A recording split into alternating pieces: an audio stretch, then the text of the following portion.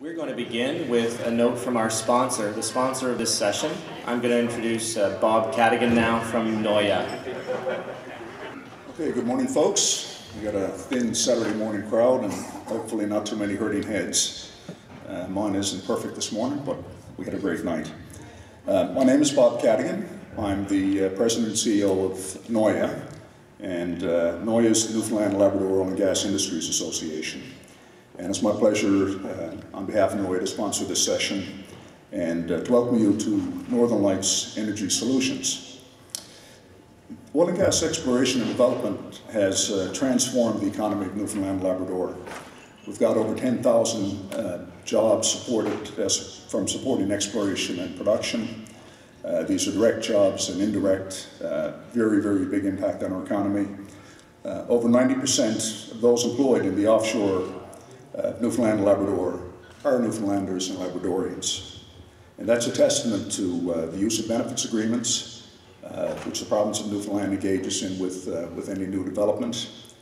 And it's also a testament to the alignment of the education system with the needs of the industry.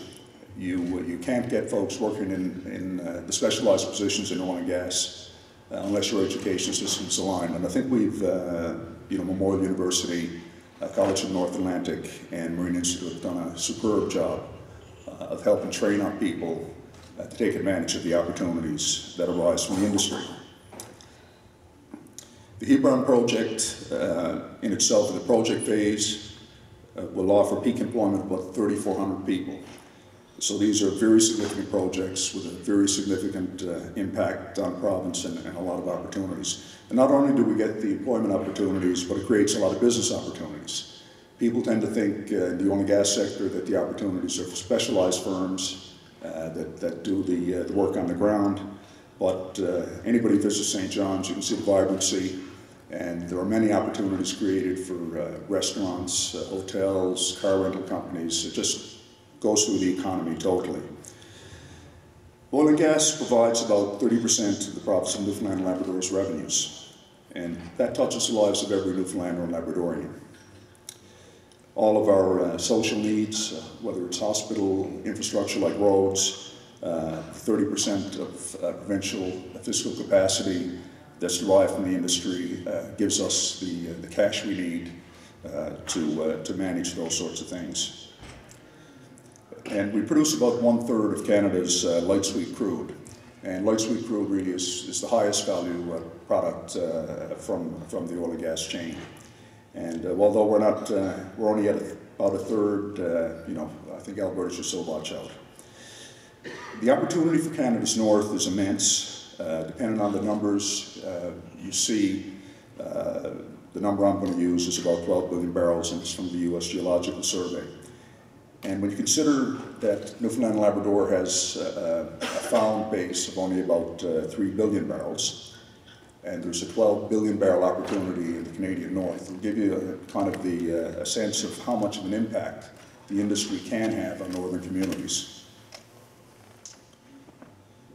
The size of the resource can transform the north, providing high-paying jobs, lots of business opportunity, and potential royalties to add fiscal capacity to northern governments and give them the fiscal ability to really start to try to deal with some of the issues, housing and some of the other issues that are challenging northern communities. I'd just like to take another minute to give you a quick overview of NOIA and its members. As I mentioned, we're the Oil and Gas Industries Association. We are not the oil companies. We are the companies that actually do the work to produce the oil and gas. If you think of most offshore installations like Hibernia, the bulk of the people that work in Hibernia do not work for the oil companies. They work for the contractors, and those contractors are NOIA members. NOIA was started in about 1977, and it started really with a bunch of business folks seeing all of these drilling rigs coming into our waters and wondering what the hell is this all about. Are there any opportunities here for us?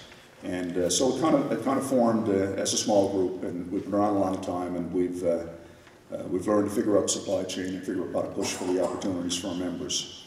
We are Canada's largest offshore oil and gas industries association, And as a consequence, as things move north, we'll certainly be in a position to support the supply and service sector and to interact with any of the communities who want any information in terms of how our industry has evolved in Newfoundland and Labrador.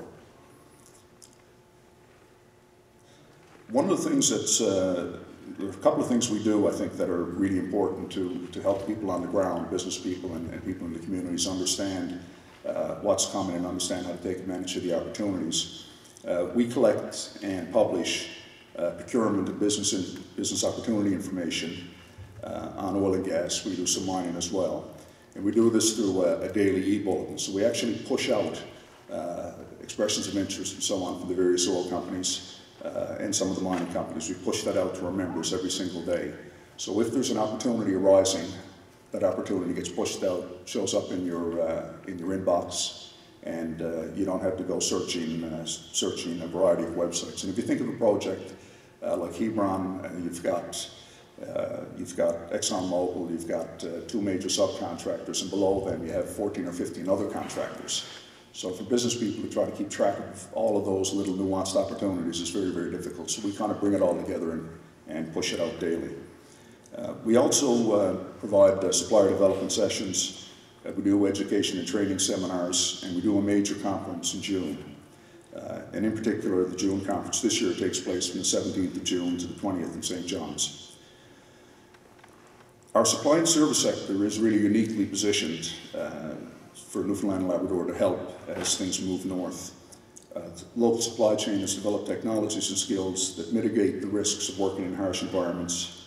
And in our case, our environment, I think, has a few additional difficulties, I guess. We do have the pack ice. We don't have a seasonal ice cover, but we do have pack ice. We have icebergs. We've got a remote, cold environment, not quite as cold in the winter as the north. High winds, fog, heavy sea states, so we've got it all. Some of the solutions that have been developed through the supply chain in Newfoundland and Labrador are used around the world. And some of our companies actually are brought in very, very early in the developments in countries like Russia and Norway. Really, any development north of 60, we have Newfoundland and Labrador companies engaged in the early phases, providing ice engineering advice, doing things like ice monitoring. And so a couple of the specialties, I guess, we have, certainly on the engineering side, one of the means of protecting subsea structures, the structures that lie on the seafloor from icebergs, is what's called, it used to be called glory holes, but that's not apparently an acceptable term anymore. They're now subsea excavations. And so basically, they dig a hole about 10 meters into the seafloor, place the equipment in that hole. As an iceberg drifts over the top, the keel of the iceberg clears the excavation, the equipment is safe. Iceberg tracking and monitoring was really originated for an oil and gas perspective in Newfoundland and Labrador. And just to give you a sense, in 2009, about 1,680 icebergs were detected. About 184 of those were actively tracked, so they were mapped almost daily, using satellite imagery and flyovers. And about 58 of those were managed. And by managed, we mean the trajectory of the iceberg was changed.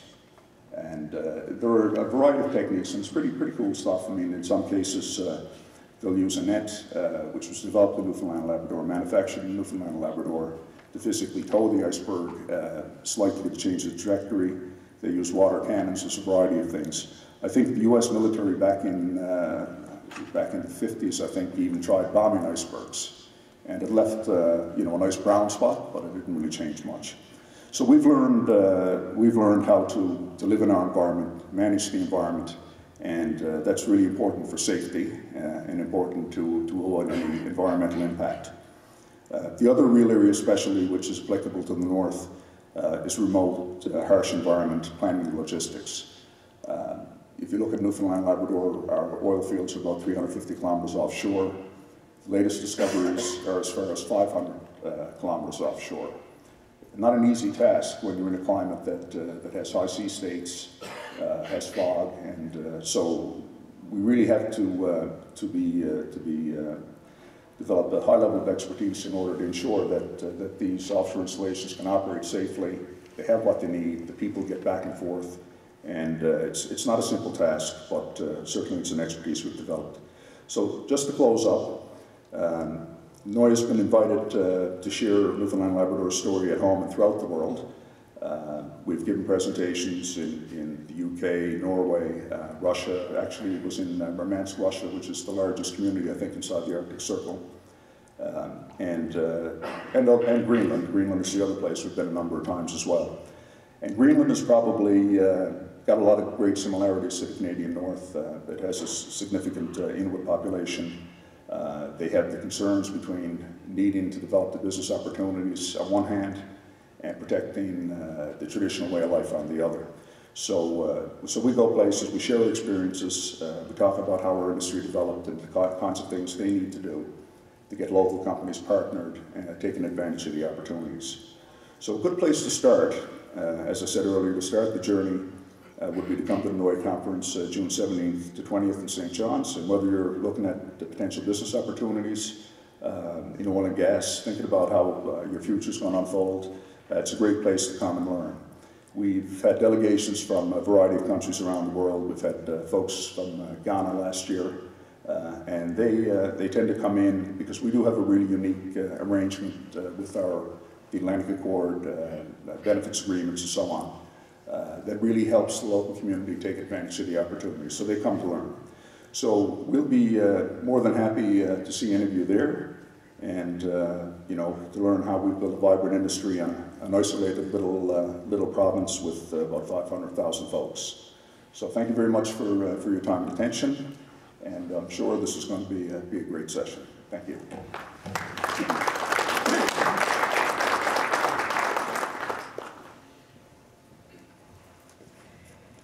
Thank you, Bob, and thank you, Noya, for sponsoring this session. Is Rick Whittaker anywhere around in the audience? Oh, he just appeared. Hi, Rick. Glad you could make it. Okay, so we're going to get started. My name is Scott Black. I'm with Arluck Consulting, and we're doing all the moderating for all the sessions in this conference. So I'm going to begin by thanking our overall sponsors, the Canadian Northern Development Agency and Aboriginal Affairs and Northern Development Canada. We're going to begin with Mr. Ron MacDonald, Chairman of the American Vanadium Corporation. In 1996, he served as Parliamentary Secretary of International Trade. MacDonald won the Dartmouth electoral district for the Liberal Party in the 1988 and 93 federal elections. Prior to this, he served for 2 years as Special Assistant to the Deputy Prime Minister of Canada. From 1997 to 2002, he was President and CEO of the Council of Forest Industries. He became one of the founding members and director of Canada Wood, developing markets in China, Korea, India, and Japan. In his current position at American Vanadium Corporation, Mr. MacDonald oversees the company's entry into the energy storage and microgrid industry. And my guess is that if you're in this room right now, you know how important storage is, energy storage for the renewables sector. He presents at conferences in North America, Europe, and Asia on the criticality of resources deemed strategic for high-tech green energy and the rapidly evolving grid-level mass storage and electric vehicle battery industries. Ron MacDonald. Okay, thanks very much, Scott. And I'm kind of a technophobe, so I'm going to be looking to my left, and if I miss the slide, I'm just going to keep talking. So I want to say hello to everybody this morning. Thank you very much for inviting me and my colleagues who are sitting over here, Bob Nault and Mark Baggio, to the conference. We're really excited about the opportunities that present itself in Canada's north, particularly in communities that are close to extractive industry. So that's going to be one of my 2 themes today. But first of all, I want to tell you that we started off with a Newfoundlander over here, giving the introductions. I'm a Cape Bretoner by blood and birth and by my heritage, that somehow found my way in Ottawa for about 10 or 12 years and then continued to the west coast of Canada. And I think the other 2 gentlemen here, we got a Newfoundlander over here, I think, and another guy over here you're going to hear from, Paul, who is from British Columbia. So you're coast to coast, and you guys are coast up there, so it's really kind of representative of Canada this morning. I want to start off by saying the company's name is American Vanadium. Let me go through this. Apparently this is safe harbor. Safe harbor means that we're a publicly traded company. When you hear a guy like me up here talking about the company, it says take what I say with a grain of salt, although I'm going to tell you everything that's truthful today. Second is just a little bit on leadership. That's me up there. I've taken better pictures. Down here is Bill Radvac, who's our president, mining engineer. We are a mining company that is morphing over into an energy storage company, and probably the largest technology in the world. And then over here, wave Bob. There you go, wave. Nobody's going to throw a bun at you today. Not like some of the old political party meetings that we've had. And we're really proud. Bob and I got elected together way back in 1988. We met at the hotel that I'm staying at right next door. First day that we were going up to get sworn into Parliament, and we've been lifelong friends since then. And Bob has provided me with a lot of insights about opportunities in dealing with First Nations communities from the first day that we met. His riding of Kenora Rainy River, I think was one of the largest in Canada, and I think he had more First Nations than any other riding in Canada.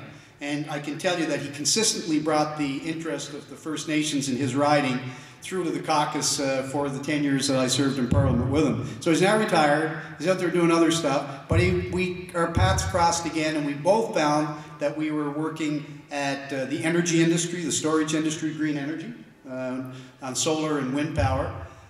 So we got together, we chatted, and started to talk about Canada's Indigenous communities, northern communities, and some of the big challenges that they had. So that's Bob. We'll get into him in a second. Now, I said the name of the company is American Vanadium. We're a Canadian company. We confuse everybody. So when we have to go to an embassy abroad, and I get the ambassador in Japan to help us deal with Sumitomo or somebody else in the mass storage industry, they say, well, Ron, we know you, but isn't this an American company? No, it's a Canadian company. The deposit itself is in the United States. It's in Nevada. It's in the high desert, outside of a wonderful little town called Eureka, Nevada. And vanadium, I'm going to give you like the 30-second. Vanadium is traditionally used as a steel strengthener. First use of vanadium was in the Model T Ford, because with a little bit of vanadium, about 0.5% of really good vanadium in a steel mix, you get the same strength with 40% less iron ore.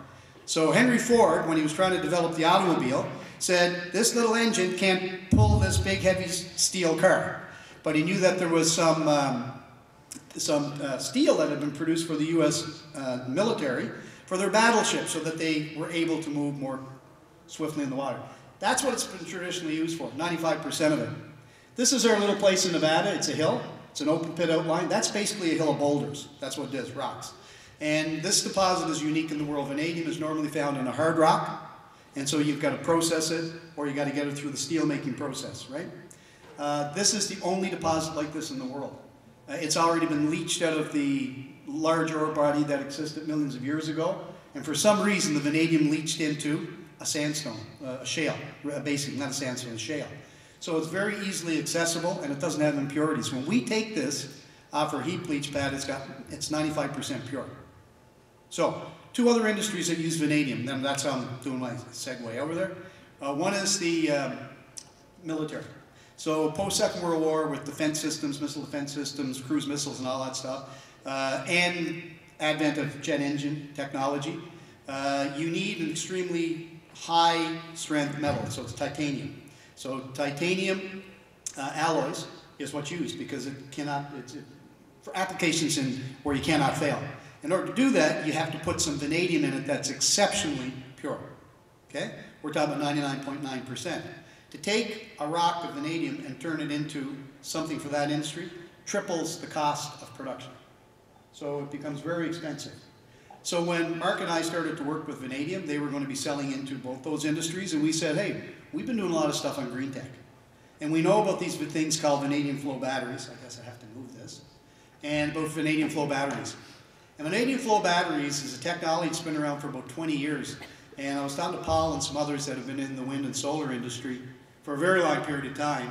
And the promise has always been there that this technology could do a lot for us, generally, worldwide, to lower our carbon footprint and to provide green energy sources.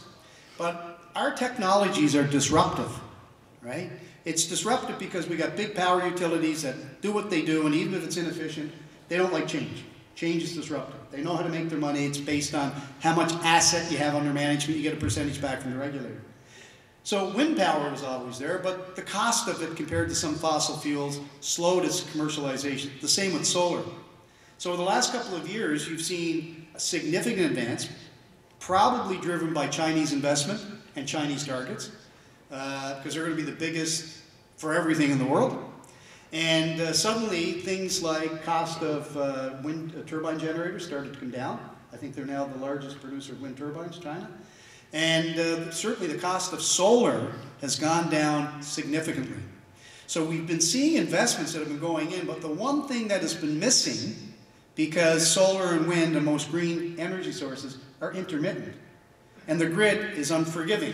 It says, I want this much energy now, and I don't want it later.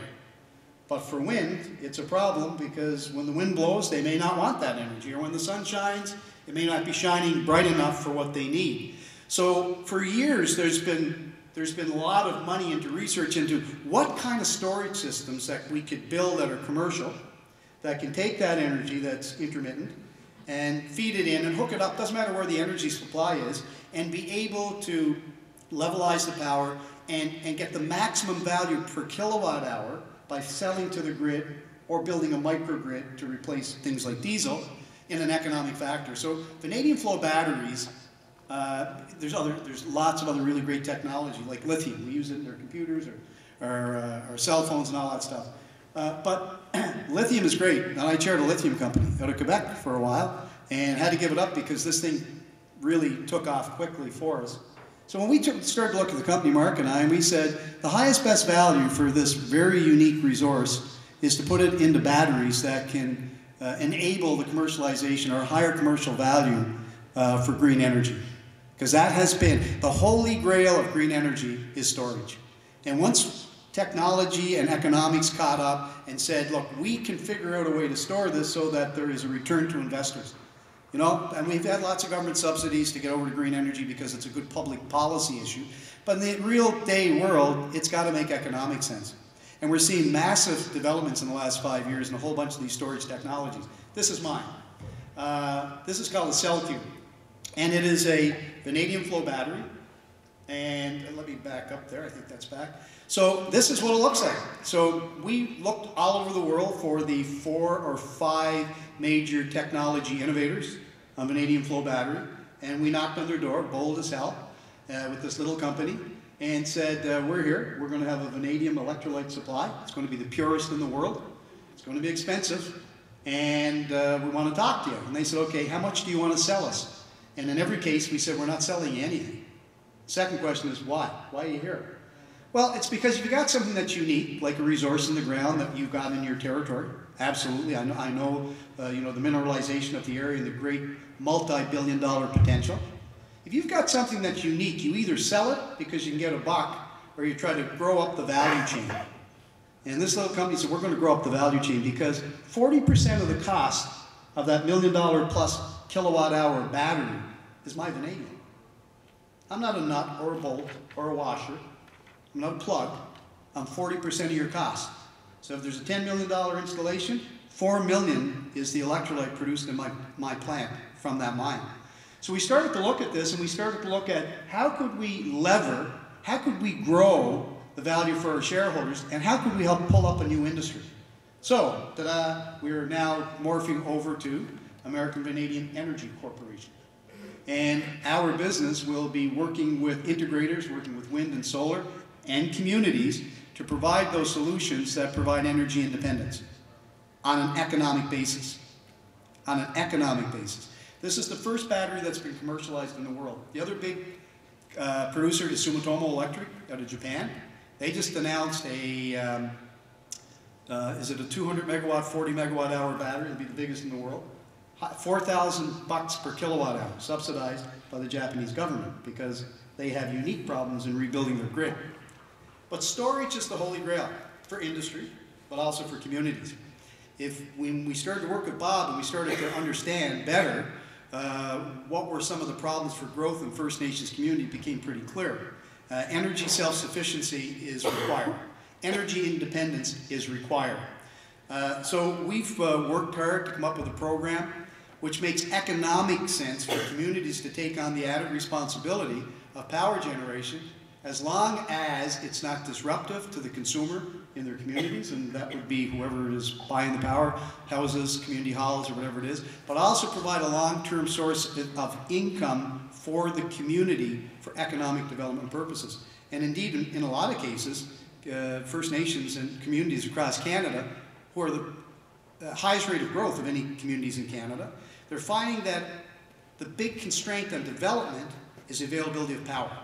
And when you have a utility that is owned by, you know, Hydro-Quebec or BC Hydro or whoever it is, or Hydro One in Ontario, once you get to a certain capacity on that generation, you can't get any new permits issued. You can't build another 10 homes that are required because more of the young people are coming back to the communities.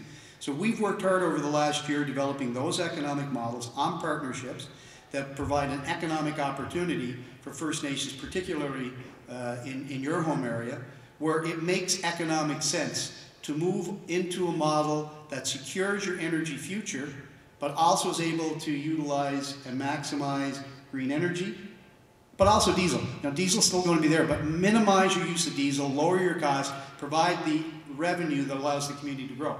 Last thing, because I'm looking at that little clock down there, is there's another opportunity which I want to touch on. I'm a miner who now becomes a green energy guy. I don't speak about mining anywhere in the world. I speak about green energy. And I speak about the economics of it. I speak about the morality of it. But most of all, I speak about why it's here today, and we need to catch up. It's happening. It's going right now.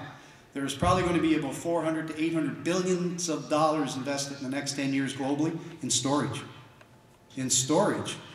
So as a First Nation, this is an opportunity to get in on something that gives you control of your community, moves forward. In your particular area, though, because you've got one of the richest resource baskets in the world, and I know a couple of those properties, those mines and development need power. A lot of mines need a lot of power. And I know when we were developing our business plan for our little mine in Nevada, energy cost became a critical component of our profitability and feasibility, reverse order. And when I look at some of those remote mining sites, because we're quoting on remote mining sites now all over the world, you have remote mining sites. Somebody's got to provide power to those sites if they're off-grid. And somebody's usually a corporation who comes up with a business plan, then they go in and they build, own, and operate, and guarantee the power at a certain price. This is a huge economic opportunity for the people of the North. It's a huge economic opportunity. And the benefit agreements that are done, I think they're great, they're wonderful. The fact is that we're dealing with pretty much an autonomous jurisdiction here who has the right to determine how the resources get developed and what the benefits are. So we're really kind of pumped up because these are communities that understand what they have, and you've got to be able to maximize early on what you expect in return for your communities. So I'm going to have to quickly be quiet, I guess. And I guess that's all I'm going to do. We got one more. This is just a little bit. We're not talking pie in the sky here. These things are happening today. There's huge developments going on. You can talk, I think we're going to hear about wind development. You may have heard about solar development. And even though we're in northern communities, you get a lot of sun for a lot of part of the year. And in some jurisdictions, got a lot of wind. And the battery management systems are agnostic. They can take energy from multitudes of sources to produce the revenue and the stability of electricity that you require. That's a little bit of the vanadium flow batteries. They last over 20 years. And we get 98% of the vanadium electrolyte back out of it after it's decommissioned. A couple of things, you can look micro island grids. These batteries are commercially installed now in nearly 100 jurisdictions globally. And the one thing that people have been asking me yesterday, yeah, but it gets cold up there. Well, we've got one operating since 2 years in Siberia, and we've got one operating since 2.5 years down in Saudi Arabia. So we think that the ranges are pretty good. We might have to add a little more insulation in some areas, but this is a battery that will be able to deliver the energy independence and give it the economics required for the local communities and for the territory to take control of their economic development. Thanks very much. We're going to be around. Thanks for the invite.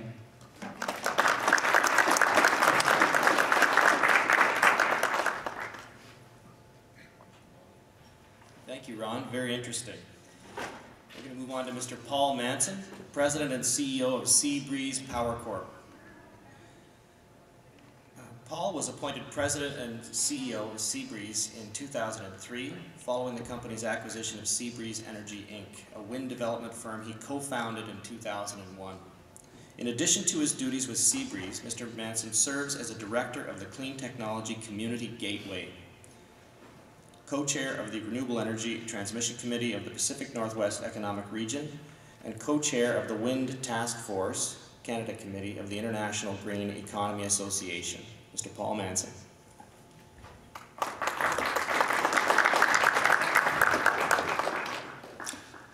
Good morning. Glad you could all attend this morning. I would like to give you a little bit of background about Seabreeze Power Corp, which has mostly been involved with utility scale projects in British Columbia and in the northwest part of the United States. And the last few years we've been gradually moving north, looking at opportunities primarily in the Yukon, possibly the Northwest Territories, and lately northern Quebec.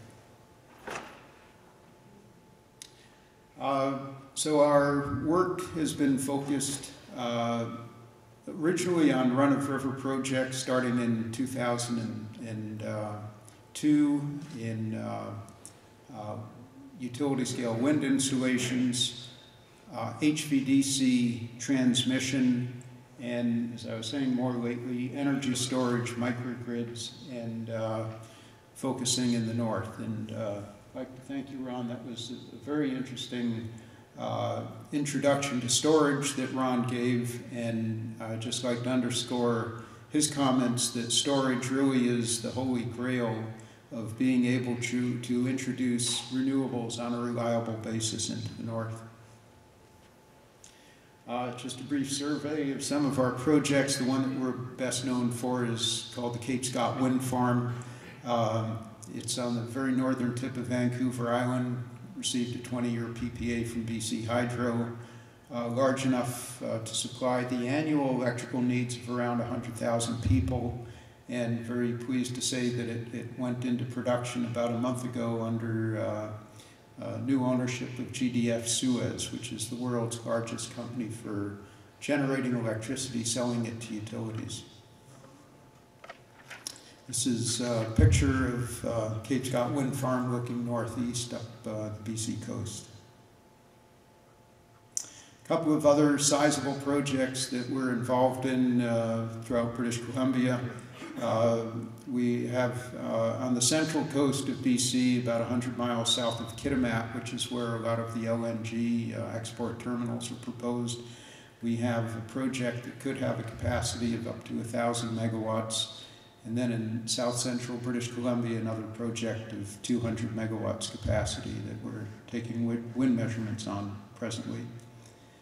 And a transmission project that we've been working on for a number of years would interconnect the southern tip of Vancouver Island at Victoria with the north shore of the Olympic Peninsula in Washington, and essentially create a whole new parallel pathway to parallel the I-5 corridor between Vancouver and Seattle.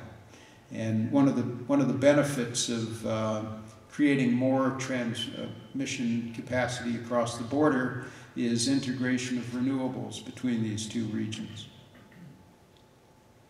Turning to work that we've been doing in the north lately, we don't have signed agreements, but we've been collaborating quite closely with the Vuntitquitchin First Nation, village of Old Crow. There's around 1 million liters of diesel that are flown into this community each year. I know that there's other communities in the eastern Arctic which rely on diesel, which has to be flown in, very, very expensive. What we have determined through analysis is that installation of solar can be economic, and we believe can be reducing reliance on diesel by around 20%. And this is something that would have a reasonably long payoff period, but it nonetheless is competitive. It should be noted that the North generally has on an annual basis, solar resource equivalent to Germany, which presently has been the leader of solar installation in the world. And so I go on to the next slide. This is a picture of Old Crow from above the town. There are certain advantages to using solar in the north.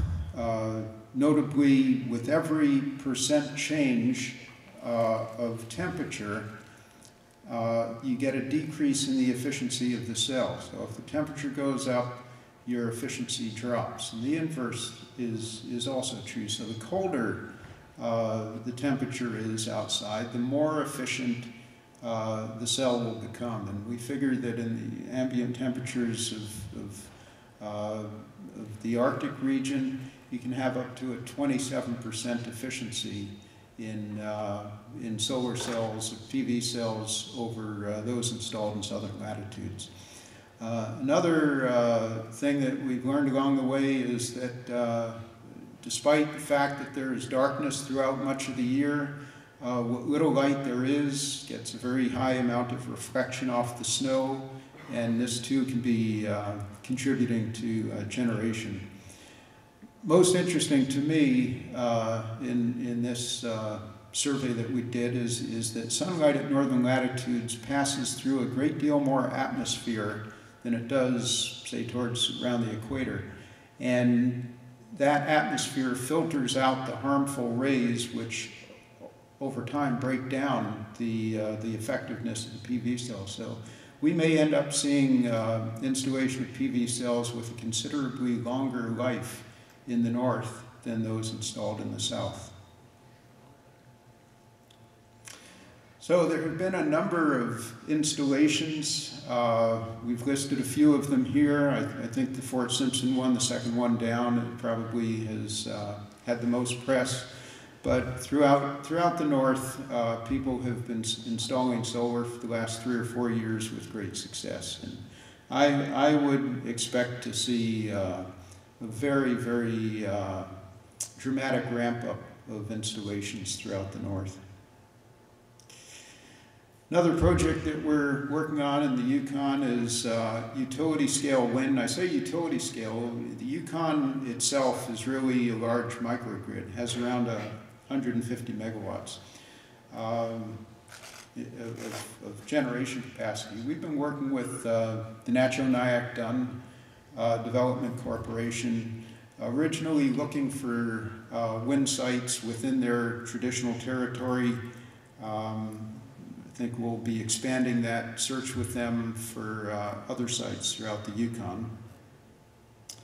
And again, just some insight into successful installations in Canada. The best known is the Diavik mine.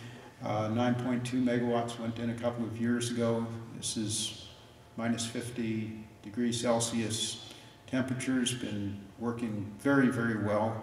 Sweden really is becoming the world leader in installations. You'll see from these numbers that within a couple of years they'll have as much wind installed in extremely high latitudes as all of British Columbia has installed right now. There's some statistics, a picture of how the Yukon is presently powered. It's mostly a hydro system backed up by diesel with a small amount of wind. Actually, Yukon was a leader in putting wind in about 10 years ago, but should really be understood that it's only in the last 3 or 4 years that the turbine companies have really put a lot of research and effort into solving the icing and extreme cold temperature metal problems that happen in the north. And so throughout, there were some, in Nunavut, there were several installations around, I think 12, 15 years ago. Unfortunately, have not worked out well. But I think the takeaway here is that the technology has tremendously advanced, and this is really, I think, set to become one of the mainstream sources of energy in the north. This is just a graph of the expected industrial load in the Yukon. This graph, I think, was one of the things that interested us in taking a look at the opportunities with the expansion of mining. It's been expected in the Yukon. There has to be an expansion of that grid. And what we would like to see is the expansion of that grid based on renewables rather than further reliance purely on fossil fuels. So these two graphs show on the left the monthly energy consumption in the Yukon. The graph on the right is indicative of wind resource. You can see that while you will need backup at times through either electrochemical storage or other types that I'll speak about in a moment, wind actually has a profile which can be extremely valuable to the energy use patterns in the north. So storage really covers a very, very wide range of applications. I sort of liken the word to education. It can be anything from kindergarten to a PhD or a night course versus a multi-year program in a university. And so different storage technologies apply to different portions of the energy requirement spectrum. One technology that we've been looking at is called advanced rail energy storage. And essentially it can be thought of as pump storage without the water. So the concept of pump storage is that you have two reservoirs at different elevation. And when you have surplus or inexpensive energy, you use that to pump water to the upper reservoir. And then when you need power, you bring it back down and you generate power in a conventional manner with a turbine. The idea of advanced rail energy storage takes this idea of mass and gravity, but applies it to a rail system that would have a long incline and track and weights which are brought from the lower storage yard to the upper storage yard on shuttle trains, deposited, left up there, stored at the top, and then use the technology of regenerative braking, which is the same concept as electric cars use to charge their batteries when you come to a stop. So as the train comes down the hill, you're now able to generate the power again as it's needed. This is it's a California company which has developed this concept. It's quite new. They have a demonstration site. They're presently permitting a site in Nevada. This picture just gives a sense of a much larger installation than one which would be installed in the north. But what we hope is that the combination of a very, very large storage system, which can be built up to several hundred megawatts and at least overnight storage, that really is a function of the number of stored of masses which you want to invest in combination with solar and wind, can begin to provide the framework for a reliable source of power and to address the intermittencies and variabilities that renewables, as valuable as they are, still present as challenges. So that's the end of my presentation, but I'd be happy to talk with anyone who's interested in what we're doing after this program. Thanks.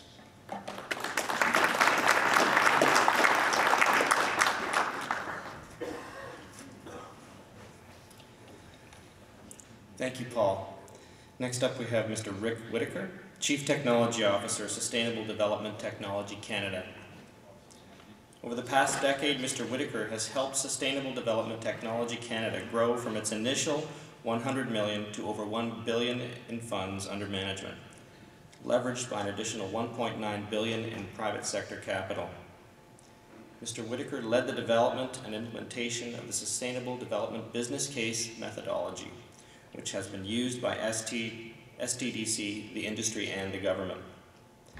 Mr. Whittaker has led initiatives in product development and managed several advanced technology investment programs.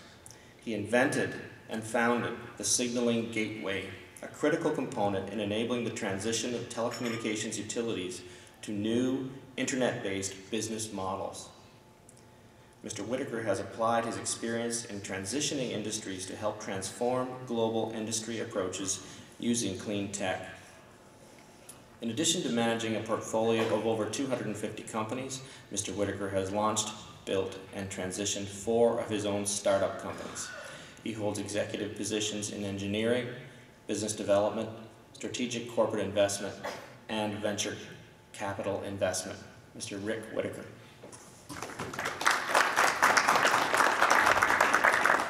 Great, thank you, and thanks everyone for coming out on a Saturday. I know it's always a challenge. Very excited to be here. Thanks to the organizers. Thanks to the great panel for the speeches thus far, and what I'm sure will be good interaction afterwards. I'll talk about a few things this morning, starting off with who is STTC, then move to the importance we put on Canada's North and why, and then transition very quickly into the solutions to the common challenges we see across the North. And then leave with a little bit on how to engage with the Foundation. So who are we? We are part of the federal family. We were created in 2001 with a special act in Parliament to transition new technologies, so things that have risk in them, things that have not been proven, to get them to a state where you can feel comfortable with them and that they can actually be deployed in the market. It was an initiative of the government, but they decided to stick it outside of the government. So it's a not-for-profit foundation. It's accountable to the Minister of Natural Resources and the Minister of the Environment, which also looks after the North and is Canada's chair of the Arctic Council. We are pleased to be partnering with CanNor, with AENDC on these Northern initiatives, and certainly would like to thank them for all of their support as well as our lead departments. The government had provided over $1 billion into STTC over a period of time, starting off as a little bit of an experiment. Can you commercialize new technologies, do a policy mandate of the government, but stick it in the private sector? Can you actually do that? And they've satisfied themselves over the last 12 years that that actually can be done and can produce results. We are accountable to the Parliament through those 2 ministries. However, we do have an independent board of directors. The concept is really take things after they've gone out of the R&D stage and bridge them over into the commercial market. And if you see the graph here, there is money in R&D by governments and industry, and there is money out there in the public markets, in the banking and project finance worlds, and in industry and some in venture capital, but it leaves a gap. And that gap is what we had labeled technology demonstration and development. And that's a critical gap in seeing companies move into the market. Many people call it in Silicon Valley the valley of death. It's the one where you've got a great idea, but transitioning it into a business takes more than a great idea. It takes a good management team, it takes financing, it takes a customer pull, and it takes de-risking the technology. And that's the business that we're in. To date, we've funded in total project value about $2.1 billion in projects. It's just over 250 projects now. $592 million from STTC thus far, leveraged by another $1.5 billion from the private sector. And that's primarily from the private sector. 82% of that $1.5 billion does come from the private sector. And then we partner with other funds, provincial funds and so on. We cover all of Canada, and we cover all of the primary economic sectors. So whether it's the energy sector in exploration and production, power generation, renewable energy and conventional both, energy utilization, buildings, industry, transportation, freight movement, passenger vehicles and so forth, agriculture, aquaculture, fisheries, oceans, forestry, wood products, and waste management all fall within the bailiwick of what we invest in.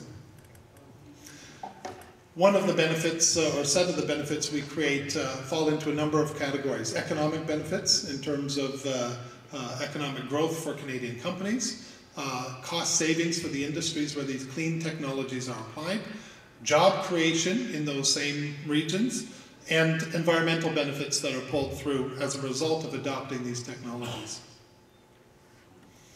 those environmental benefits fall into a number of categories. And again, we cover a pretty comprehensive range. It's sustainable development, so climate change, clean air, clean soil, and clean water are all part of the mix. So, Canada's North. What brings SDTC to Canada's North, and why has it been a priority since the early 2000s for us? Well, if you look at the common threads between climate change, resource development, shipping and transportation, Canada's sovereignty, and of course our Indigenous people, there are common threads. So what do they have to do with one another? Well, let's look at each of those issues. When we look at climate change, you can't look at climate change without seeing what's happening with Arctic sea ice, and of course with climate change brings a feedback effect which is quite devastating for the planet. This is something where globally we need to address. One of the ways that you can address that is through new technologies which are less energy intensive, less carbon emitting. And so looking after kind of the climate change equation affects one of the most sensitive places on the Earth, and that's the Arctic. Second one is we're open for business in Canada's North. There is a large, and we've heard it all throughout this conference over the past several days, and it's not a mystery to anyone that there's a large energy resource, a large mineral resource up in Canada's North that needs to be developed responsibly.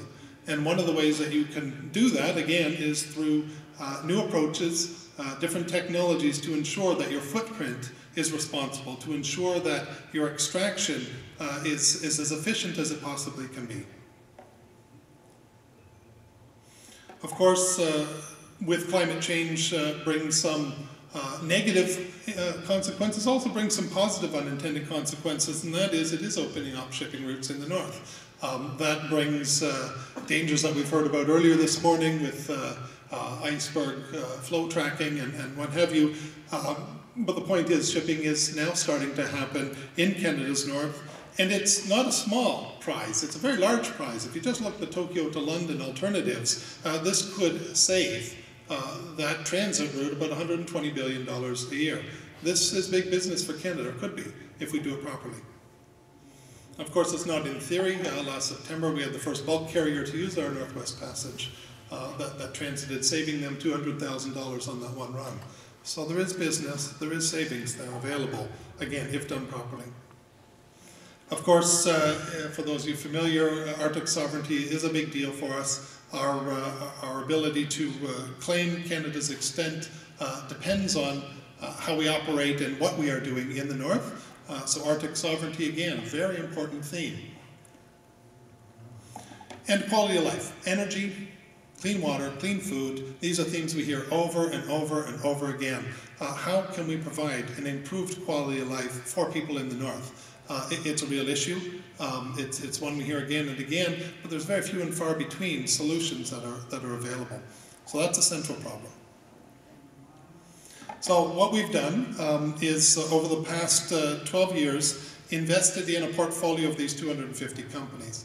And from that portfolio, together with some others what we would look at as global leaders in their space, tried to assemble a package that would address these issues in a comprehensive solution.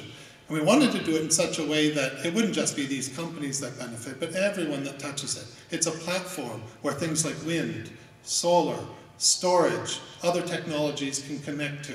And that's really what we are moving forward with today, and I'll talk to you a little bit about. We're calling it autonomous community solutions, giving communities their own power, figuratively and literally.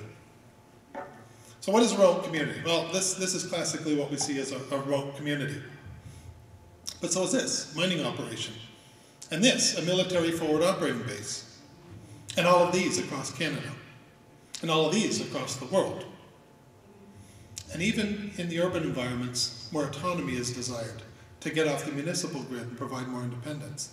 So what are the common needs? And the reason I show all of these is that the North is very unique in many aspects, but it also has some common elements. And those common elements, reliable energy, clean water, waste management, all add up to a $12 billion spend globally on these things. And if you get a solution that addresses something for the North that can benefit on the cost reductions of a global market, you can actually be affordable in the North. You can actually improve your quality of life in the North because you're riding the economies of scale behind a global market. Now we've talked about, and I won't dwell on this a little bit, challenges. There are challenges with these, of course there are. But we're starting to see successes. We're starting to see some of these platforms come in. They're addressing the icing issues. They're addressing the intermittency and efficiency issues. So this is all very good. What we need to add to those is baseload power. Diesel. Diesel's the expensive thing. If we make diesel the enemy, that's ultimately what we're here to solve. And so if we can address the baseload power issue and go squarely after diesel to allow these other things to come in reliably, now we've got something that we can build on. So challenge number one, find a baseload power alternative for diesel. Well, we've been working on that. We've been working hard on that. We hear about biomass. Biomass is interesting, but it's always been challenging because it's so costly to get up there. You get it wet and it just expands and forget it. We've now come out with the technology, 3 companies in Canada actually produce it, to give you 28 gigajoules per ton of energy that can be stored, piled. It's not hazardous. It doesn't require a tank farm. It's cheap to ship. You can bulk ship it. 28 gigajoules per ton means that it's comparable energy-wise to actual diesel. So now you've got a fuel which you can actually replace from diesel. Electricity is only part of the equation. We know that we have waste and water management issues up in there. So how do we find something which integrates heat, clean water, and deals with the waste? We'll add a few steps to that solution, the base load power, because they all are part of the common solution. If you're gasifying the biomass, you might as well be generating heat and processing your waste while you're at it. So we've added those to the solution. And then finally, we've heard about it this morning, which is grids are inherently weak, especially the smaller you get. Back in about a century ago, there was a battle between Westinghouse and Tesla. And that battle was really fundamentally around centralized large economies of scale networks versus distributed and small scale networks. In the north and in these rural communities, it's all small scale. The economies of scale don't work, they work reverse. And so how do you make solutions which are smaller, that actually work in smaller bite sizes? Well, that's where you need these storage solutions. And then finally, how do you stitch it all together so that you can fix it with a rock? You don't have steam engineers. You do not have highly skilled labor. You need someone that if you can fix a snowmobile, you can fix one of these solutions. And that's the idea, that these come in a kit, they drop in a box, and effectively you should be able to operate it, and if it does break down, you fix it with a rock. And that was the reason why we put this package together. And all of it together, we're calling it the Economist Community Solutions 150 because it serves 150 people at a time. If you have 300 people, you put 2 of the boxes in. If you have 600 people, you put 4, and that was the idea. And I think I'll stop at that point and turn it over to our last speaker, and certainly welcome a conversation at the end of the session. Thanks.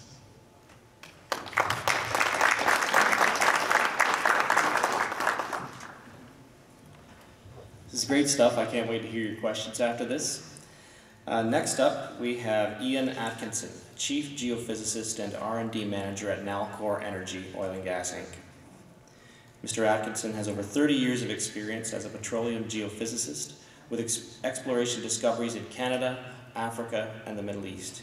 His responsibilities include technical prospect evaluations, assessment of new venture opportunities, and development and implementation of basin geology R&D. He sits on a number of university government petroleum R&D strategy advisory committees. In addition, he is a member of the executive committee of NAPSA, an international R&D association created in 2005 to study the petroleum systems of the North Atlantic basins. His research interests include seismic data inversion, reservoir characterization, autonomous robotics, and artificial intelligence. Mr. Ian Atkinson.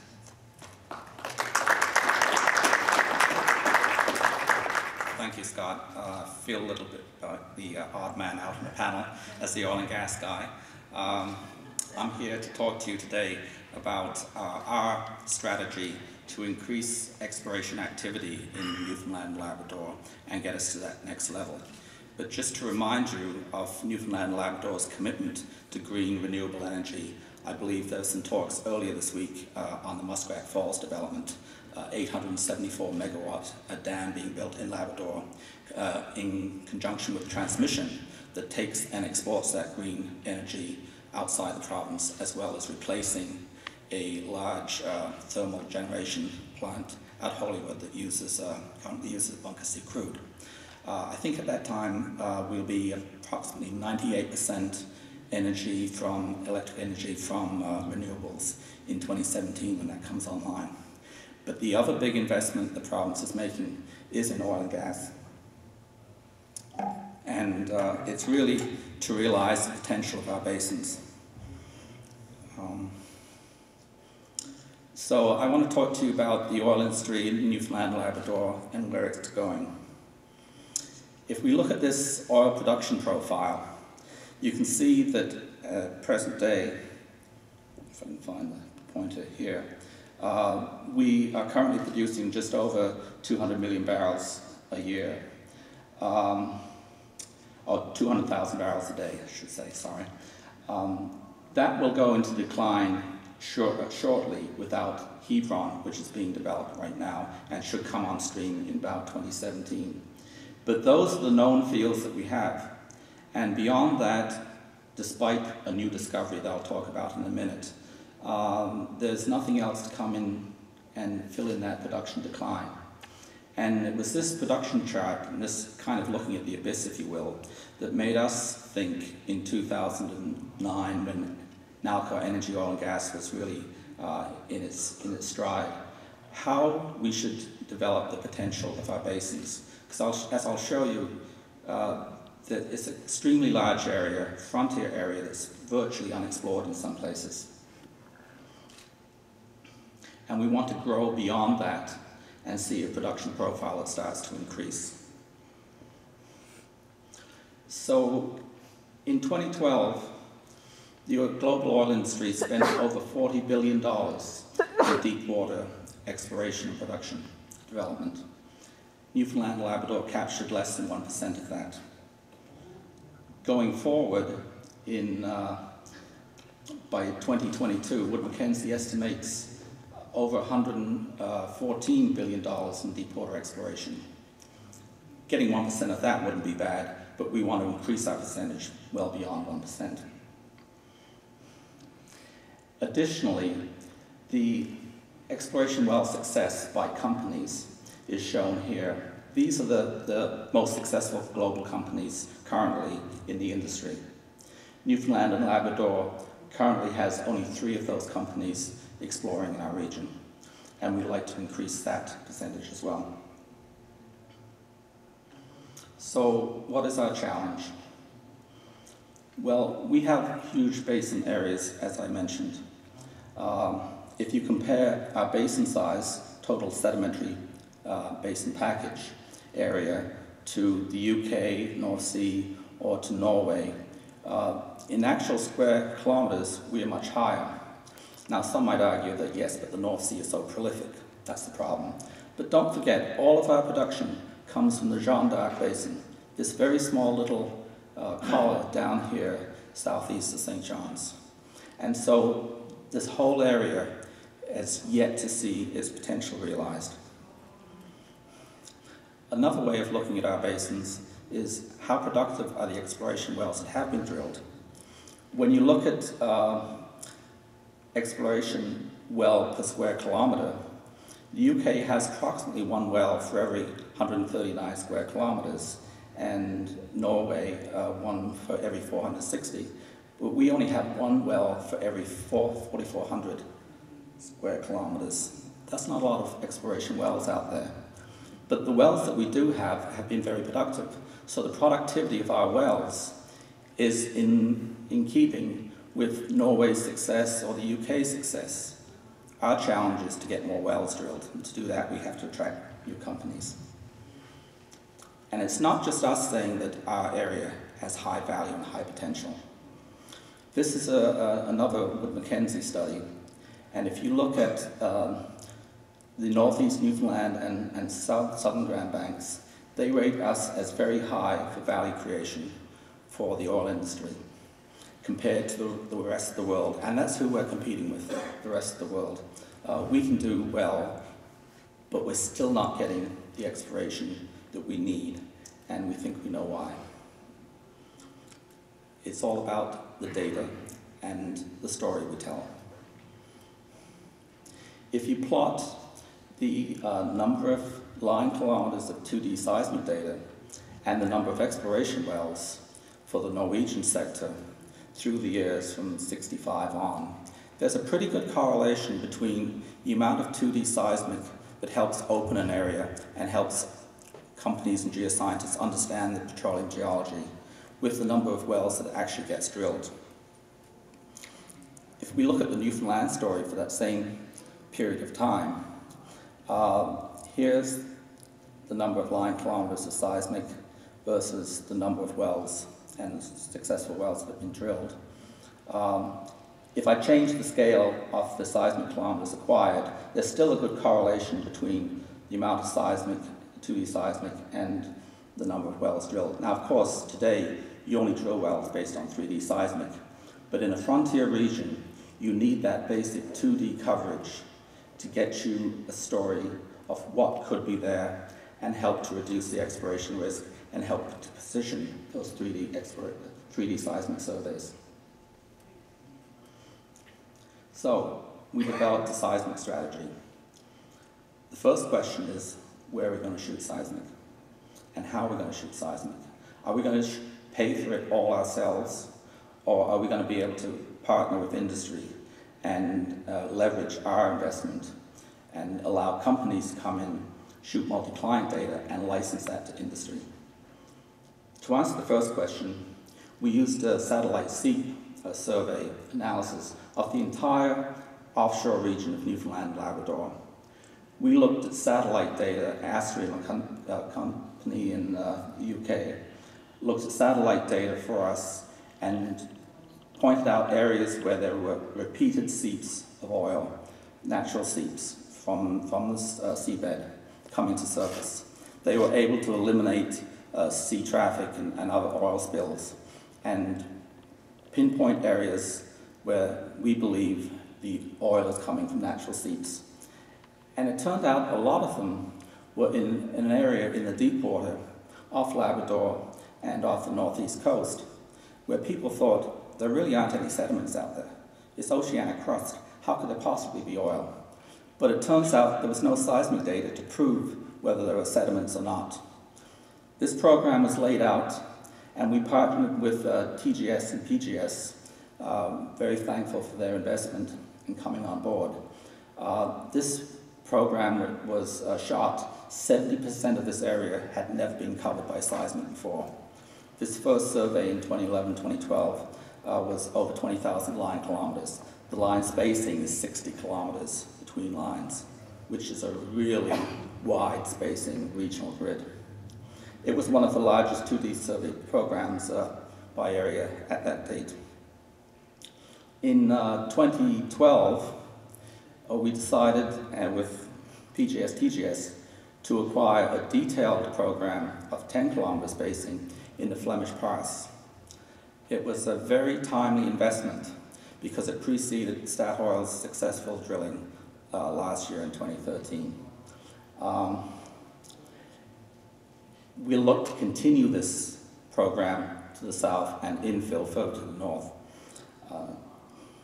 Just to give you a sense of the size of the area, this is a slide we use to help focus exploration managers from global oil companies on the size of this area. The Gulf of Mexico is an area they know well. They know it's huge, they know it's very prolific, they understand the area. When you overlay the size of that on Labrador and the Northeast Grand Banks, our areas are much larger, so that puts things in perspective. So what has the seismic survey shown us? From 1970 to recent, the basic blob basin outline was what you see here. As a result of the first survey, we were able to show not only were some of these basins actually larger, like the Hawke Basin, but 3 new basins, the Henley, the Chidley, and the Halton, were found. These were sedimentary basins that people didn't really know was out there. There was some gravity data. The GSC had done some work to show there should be something or could be something out there, but there was no seismic data to prove that or to demonstrate that. And, as it turns out, some of those oil seeps were in these areas, just as you'd expect if you have a prolific petroleum system. So, the Bay du Nord discovery. An earlier slide I showed you showed the exploration wells in Newfoundland, Labrador. Most of those successful wells were in the 1980s. Bay du Nord is the first major, probably giant field, I'll go as far as that at this point, although it has yet to be delineated and drilled, discovery in our waters since those early days. And it's a very important discovery. In 2013, Statoil announced 2 new discoveries in the Flemish Pass Basin, one at Harpoon and one at Bay du Nord. That was in addition to the Manson discovery, for which they had received a significant discovery license from the Canada Newfoundland Offshore Petroleum Board in 2011. Statoil's announcement said that early estimates of recoverable oil from Bay du Nord were in the 300 to 600 million range. And the press release also spoke about an upside in the area and how excited they were about the Flemish Pass. We're certainly excited about the Flemish Pass as well. And we know there are some undrilled structures in there. This slide also has some of these exploration licenses, the light green are exploration licenses awarded by the regulator. But the yellow ones are for land sale that's closing probably later this year. One's in the Flemish Pass and 4 to the south in the Carson Basin area. The only reason I want to talk about land sales is that the Canada Newfoundland Offshore Petroleum Board late last year announced a significant policy change in how land will be allocated. They are going to a scheduled land round. By that, I mean previously blocks were nominated by companies, and there was a 6 to 8 month period when those companies could calculate the bid. But now companies will have 2 to 3 years advanced to get the seismic data, put the teams in place, so this will help us attract new companies that haven't previously been there. Very quickly, Manson is a large structure, 20 kilometers. You can see the size of the significant discovery licenses awarded. Harpoon, a license for these will probably be requested and awarded later next year. If we start looking at that structure, and keep your eye on this block as we zoom out, you can see how that fits in to the overall offshore area. A 20-kilometer structure, all this yet to be explored. And that's great. Here's the Flemish Pass. It's coming. Jeanne d'Arc's already in production. We have great potential in the rest of our basins. And the new seismic data is helping us to identify and quantify these plays. But besides the big structures and the big structural plays, I want to talk about one more emerging play, and I don't have a lot of time, but there was a discovery off Ghana, west coast of Africa, in a Cretaceous C4 fan system. Well, it turns out the new seismic data has identified a number of these similar types of fan systems. The new data, because of its new technology, is identifying petroleum indicators in these fans that wasn't visible on older seismic data. So this is a very important change, and is why this data has become so important in helping us promote the area.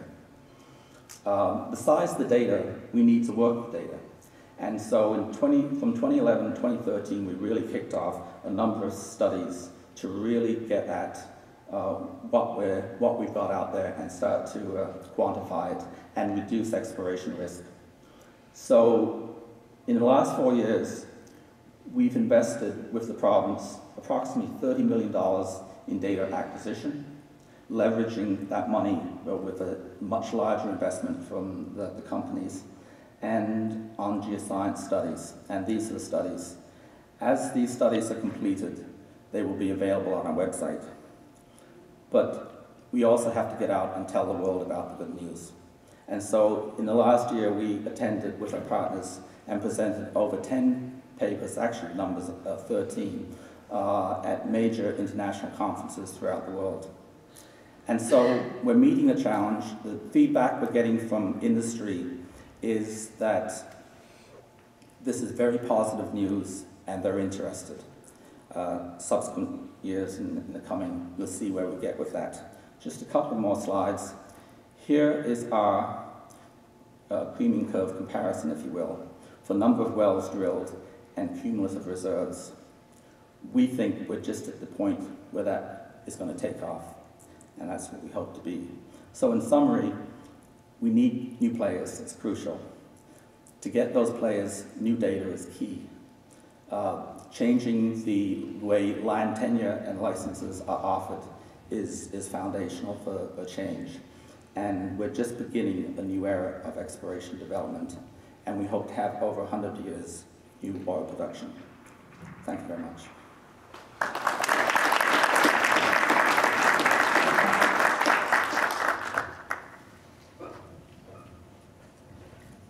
Thank you, Ian. I'd like to open up the floor to questions. We've got a microphone at the front here.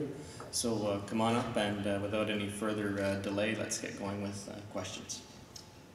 Good morning. My name is Klaus. I'm with a renewable energy technology company called Green Sun Rising out of Windsor, Ontario. I would like to thank the organizers for the conference that I've enjoyed participating in the last few days. Yet I cannot help to comment on some things that make my brain hurt because I see so much ironies.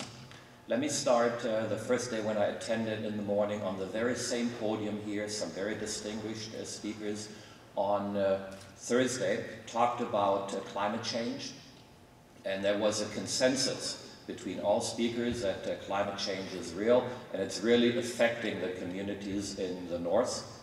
So that's one observation, and Rick, thank you for sharing that this morning. And also, thank you for declaring diesel the enemy.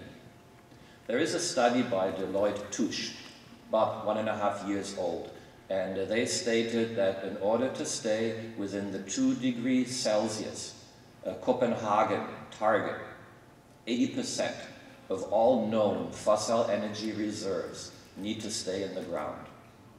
So now I'm looking at the first speaker today and the last speaker, and I see your data, okay? I'd like to comment the depletion of presently used wells. You know what I see there? A beautiful exit plan. Just keep it as is. There's a beautiful exit plan right there, okay? You're showing us projected $100 billion in spending globally per year on deep water exploration. How many solar systems? How many wind projects? How many waste-to-energy projects can you buy for $100 billion per year? We're presently adding 2 ppm carbon dioxide to the atmosphere with our present status quo. What I'm seeing here from some of you distinguished speakers is, let's take more carbon from the earth and put it into the atmosphere. My head hurts. We have so much irony here. And I thank the 3 speakers in the middle being basically framed by the oil and gas gentlemen for at least showing us a direction. The people in the north, you folks in these communities, you're sitting in the front row. You're having it coming right at you, okay? And I would like to challenge everyone to think about what we're doing with our present status quo and where we would like to see this go. So yes, I'm in renewable energy technology because we need to keep this planet livable for future generations, and that also means is we need to declare fossil energy the enemy, not just diesel, and we need to get off carbon, as simple as that. The European Union has a beautiful roadmap to be 80% off carbon by 2050. I would like to see those curves being interpreted differently, and I would like to see future investment money being redirected into clean technologies. Thank you. I'm going to take a bit of a stab because I've been on the policy side for a long time, years and years ago, at the federal level. I think, one of the problems that, I'm really glad that I'm in the energy business I'm in, because I'm working with some of the most innovative people in the world who are finding those solutions. The tough part is to get banks and governments to understand that there is many times a financial chasm to get from what's real to what we can do.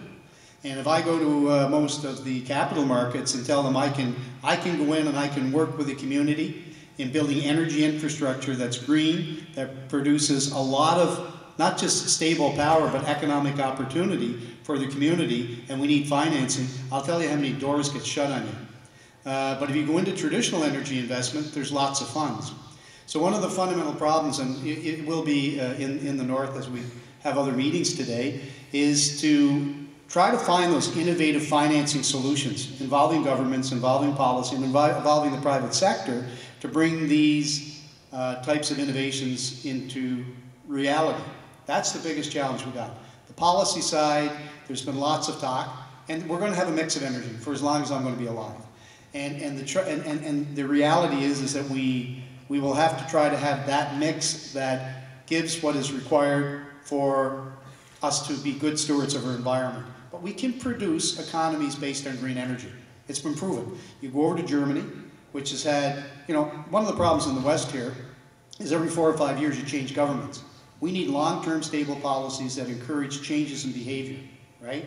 They've done that pretty much in Germany. If I land in Nuremberg and I go up to Würzburg, I cannot believe how many solar panels I see, right? But it's been 20 years of the government encouraging turning towards renewable sources of energy and policies.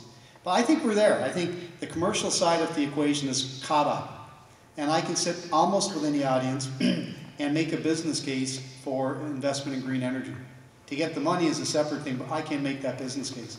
So I'm just speaking from my side. I know the oil and gas side is a tremendous contributor to the environment. It's a way of finding out how to do it better with less impacts. And I think that they invest a lot in it. But from our sector, I'm pretty glad I'm on the cusp of something really spectacular. Great, thanks, Ron. I think I'll add to that just very briefly, and then hand it over to my friend here to the left. Would definitely agree that the world doesn't change overnight. I mean, we're feeling the feedback effects of climate change that started decades ago. So the economics have got to catch up. But I think we're starting to see now that companies like yours and the ones at the table here actually are starting to reach that breakover point where the banks will sit up and say, you know what, maybe now is the time to do this because I can see a return, and a return that's comparable to what I already have. So totally agree with that. On the oil and gas side, the reality is that we will have to live with that. I mean, we will. It is the incumbent energy that we have until such time as we can get off. And if you declare war on oil and gas, you're just going to ruin yourself economically. So you can't really do that, while at the same time you're sitting there dealing with what's going to happen on climate change and the rest of the planet. So the way to do that is two-pronged. One is invest as rapidly as you can in renewable energy where it makes economic sense, and at the same time improve the footprint as best as you can from an environmental point of view with oil and gas. That may mean carbon capture, that may mean enhanced oil recovery, that may mean more efficient combustion so the fossil generated CO2 doesn't end up back when you combust it. All of those things are necessary. So it needs a balance of both, and the numbers, the economic numbers, would suggest that it is a balance of both and not polar one way or the other.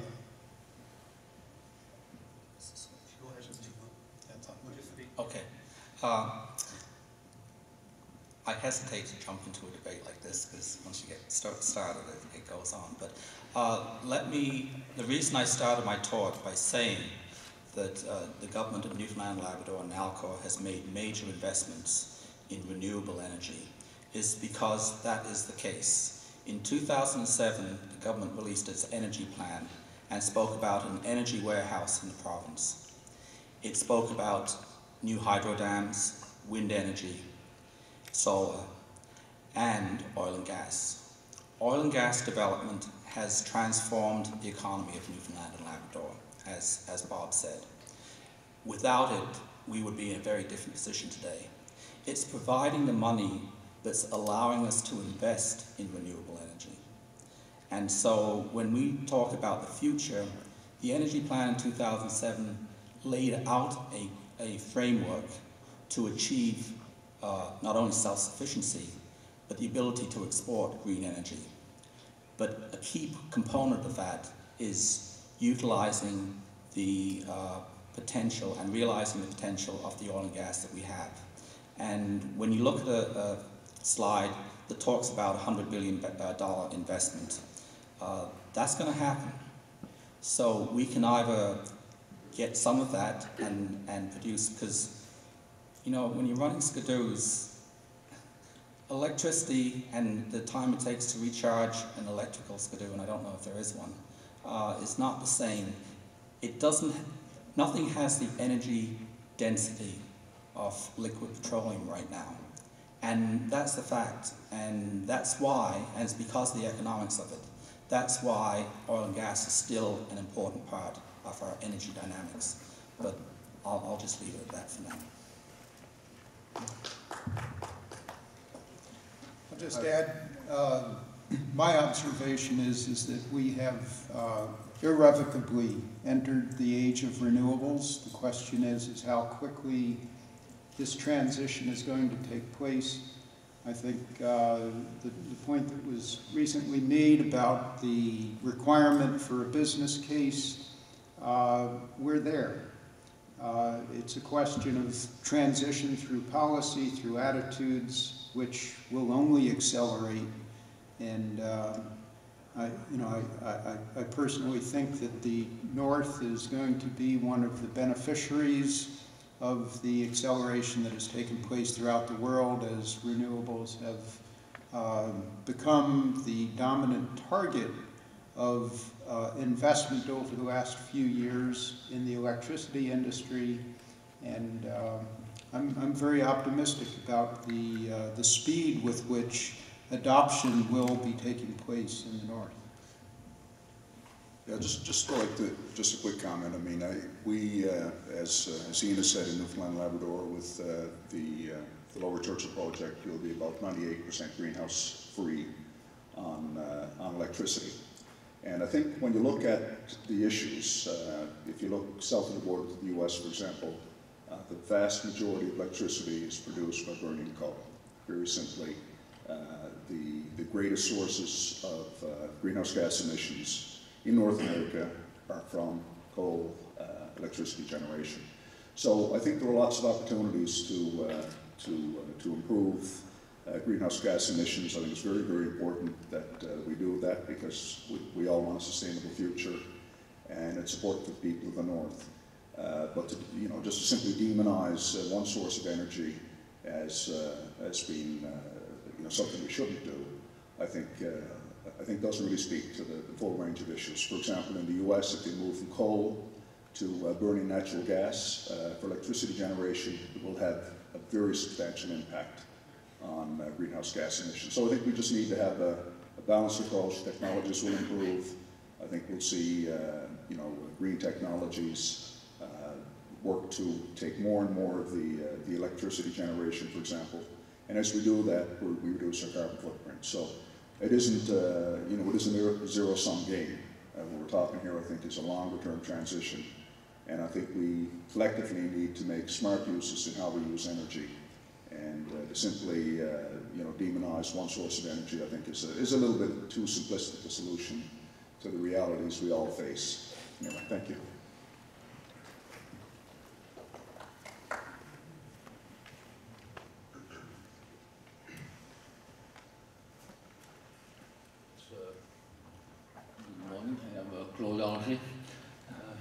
I have two comments about hydrocarbons. First, gas is much more acceptable for the environment than oil, and gas could be produced a little more, perhaps especially by the offshore in Newfoundland. The second comment is about the sequestration of carbon dioxide.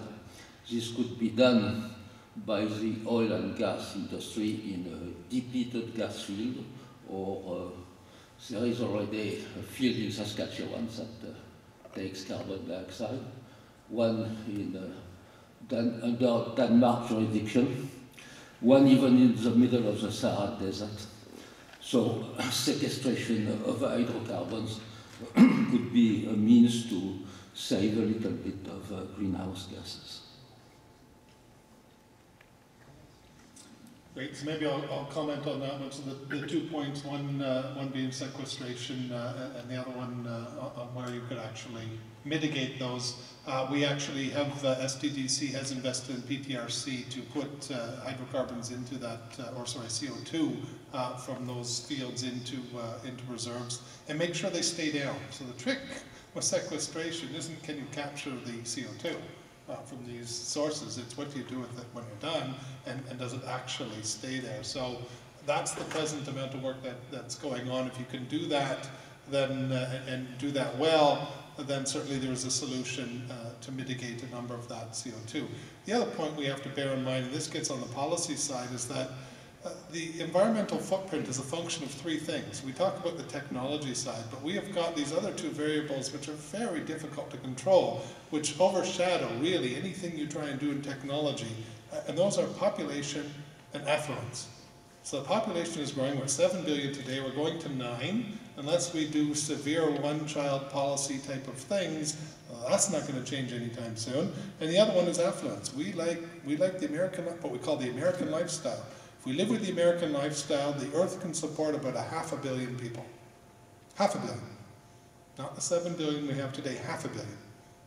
If we live in the prosperity levels in Northwest Africa, we can support 40 billion people without changing the technology approach we have today. So the real question is, how are we consuming? What kind of lifestyles are we leading? So policy, I'll leave that for another day, probably not today, but the point is technology can go so far, we can do lots of things with it, and there's these other big engines that are out there driving all of that.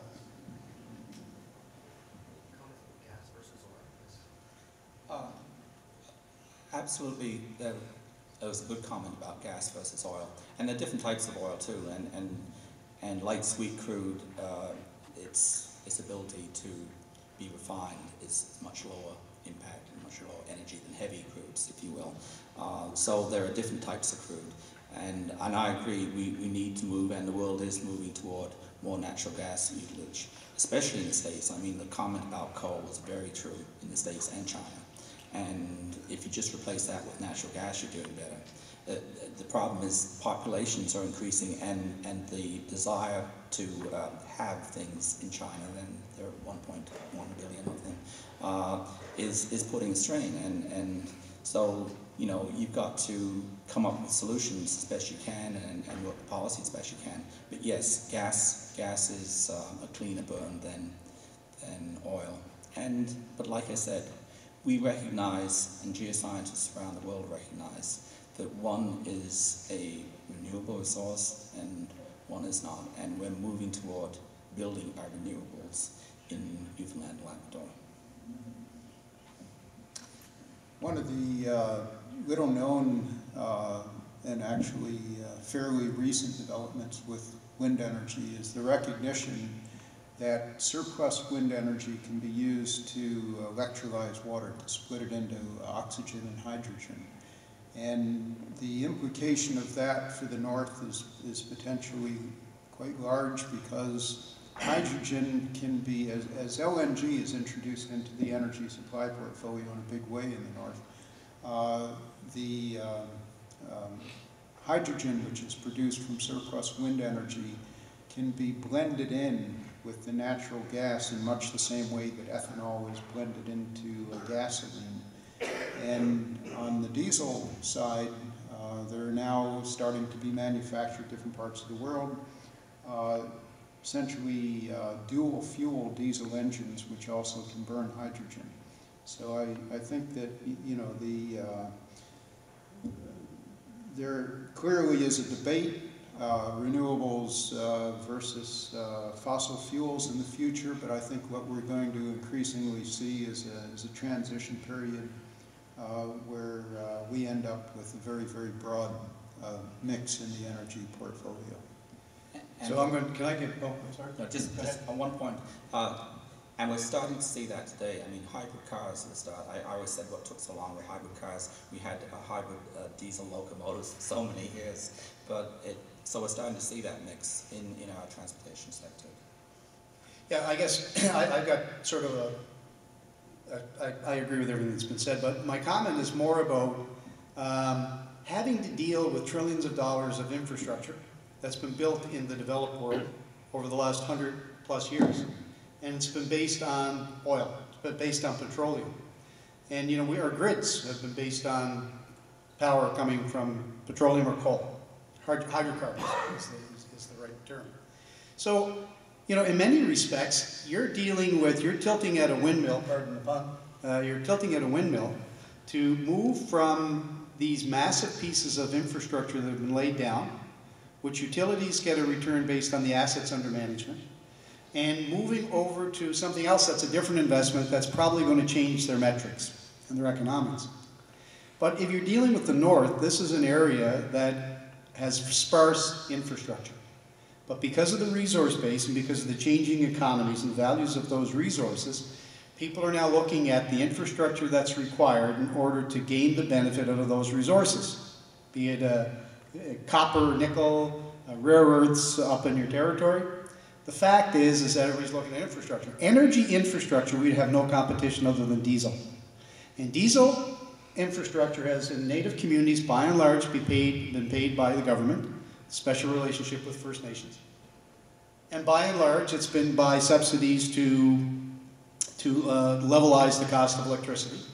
But the fact is that the future that this territory has moving forward, you don't have all those battles to face. I face it when I go down to California and deal with the public utilities that are now mandated to have X, megawatt hours of storage.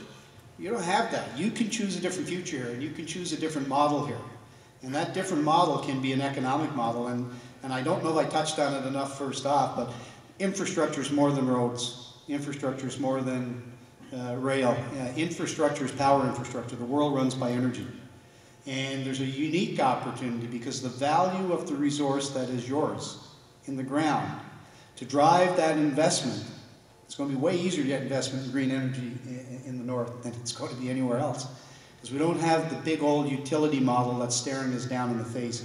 We've got governments that can't afford the ongoing subsidy for diesel and the increasing liability, environmental liability as well. So there's a unique opportunity here for northern communities and native communities to say we're going to do something different. And that's why I think this is an exciting opportunity for us that are in the renewable energy business. And I think like 5 years ago, if somebody had said to me, well, the North is really going to be what makes this work, I don't think I would have believed it, but I sure do believe it today. Great. I will add just one comment to that if I could, and that is certainly this is an opportunity for Northern leadership. The slides that you saw, this $12 billion a year market growing to $40 billion a year, is really one where the North, because of its lack of infrastructure, actually has an advantage. The leadership we can show by deploying new things in the North actually will change the world. So if we want to change the world with renewables and transitions and those type of things, it actually starts with the North. I don't know if there's time, but Dennis Patterson, I'm Senator for Nunavut.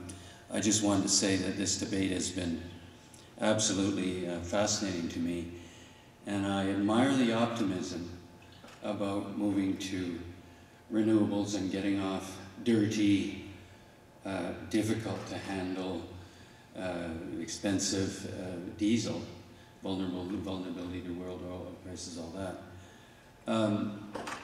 You know, I've been sort of focusing on mining developments in Nunavut in my work, and they're building an iron ore mine in North Baffin Island. There's a great deposit of gold found in near Rankin Inlet. There's a world-class uranium project in the Kiewitlik. There's a mountain of zinc in the neighboring region. And I say to these companies, as I've said to our Nunavut Power Corporation, Nunavut is totally dependent on diesel. There is not a shred of hydro or LNG. And you know, you've just, Mr. Whittaker, I think you've just spoken about the North as the opportunity. But I've spoken to the CEOs of these companies. Some of them are doing feasibility studies as we speak, the economics. Energy's the big problem, the big cost. They're planning on diesel. I hate to say it, you know, and sometimes I say, well, have you thought of, you know, natural gas, convertible diesel for natural gas. You mentioned the hydrogen idea, Mr. Manson. How do we get to these CEOs and these companies? Because I'm afraid, like, I don't hear this kind of optimism that Mr. Manson and others have expressed from the CEOs. Our Nunavut Power Corporation has been, dare I say, floundering with its future, and doing some work on a hydro project in Iqaluit, but they're trying to get money to replace aging diesel gensets, and that's, at least to date, been the thinking. So I just want to say, the optimism is great, but I think this room should be filled with, legislators and policymakers and mining CEOs. There's got to be some way of upping the game, I guess, a bit, in my opinion. So that's just. I'm going to jump into this. Not to be negative. Because it's a challenge. Every time you try to do something new and innovative, there's challenges. And that's what drives people away. And people that are going to be adversely affected by those changes will lead on those identifying those challenges and being those roadblocks. I don't know, tell me I'm crazy, but the last time I checked, in my 12 years or 10 years in Parliament, First Nations of Canada have a unique claim on the land. They have a unique tie to the land and the resources, their traditional properties. Use it. Yeah. Use it, for goodness sakes. And I know that there's the benefit agreements and all those things that are being done. I think, let's just deal with the territory here. You got a unique opportunity. The world wants what you got, and they're going to be investing billions of dollars to make billions and billions of dollars. Okay? Lever it. You can say no. And I know it's always, well, if you say no, then you're going to miss the economic development. Trust me. Things that are valuable today in the ground are going to be just as valuable or more valuable tomorrow. It becomes a political issue. But use the leverage that you've got to get the development that you need that's sustainable, and you can become more leaders in it. And I come from Cape Breton, right? So I grew up in a coal mining community in Cape Breton. And my mother used to say, she saw more paydays than paychecks. Because the British Steel and Coal Company that was down there, and it ran all the resources, it had the rights to it, and all we got is black lung and despair, pretty much. And that's what we did, because we didn't think we had anything to fight back with. Well, First Nations, it seems to me, unless I've been off the grid for a bit, inherently have that ability.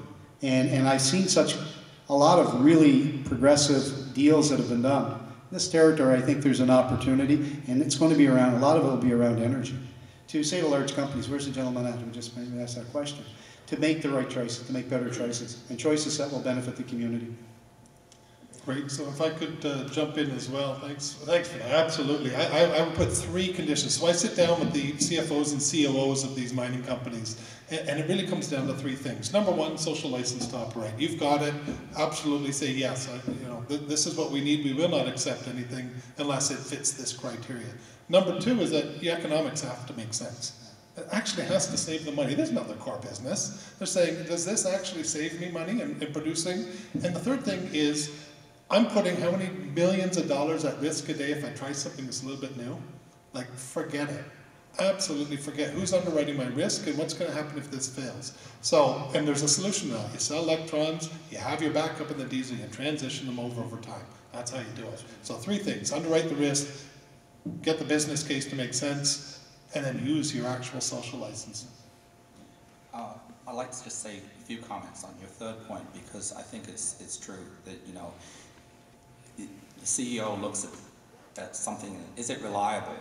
And so they'll always go back to something that they know works, especially in a harsh climate, or where, limited sunshine, or you've got wind farms that might ice up. So we have to prove that new technology works, not here, but in the Arctic.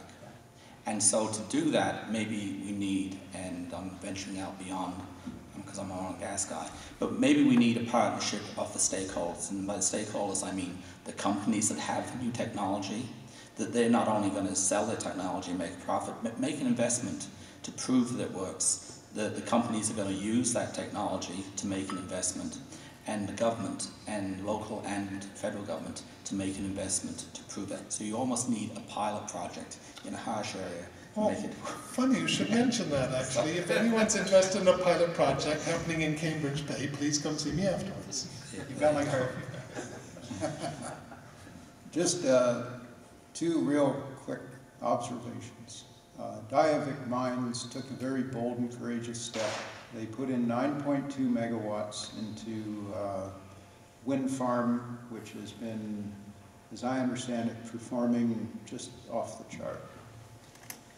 Probably at a cost, I would guess, somewhere between $50 and $75 million. This is not chump change. Sweden is investing over $1 billion in Arctic conditions, wind farms in the north. This is not new technology. This is not rocket science. There's clearly a strong business case for these amounts of money to be invested.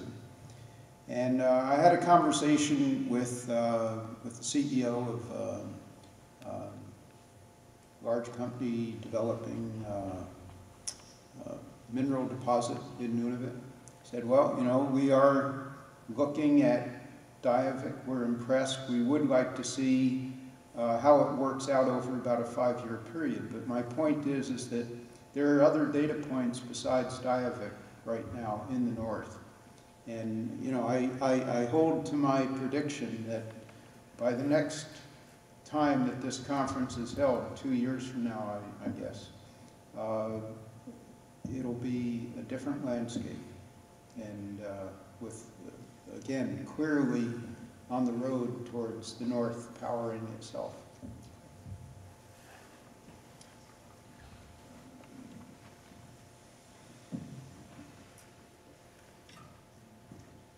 Well, we're not serving lunch, so we might as well leave. We've gone way over time, but it's been a great session. Thank you for those of you who stuck with it. I, too, believe that this room should have been packed. This is such an important issue for the economy of the North. But thank you for those of you who stuck it out. And if you want to approach and talk to these guys afterward, I'm sure we'll stay for a few minutes for some further discussions and questions. So thanks again to our two sponsors, the Canadian Northern Economic Development Agency, Aboriginal Affairs and Northern Development Canada, and also to NOIA, who sponsored this session today. Thanks a lot.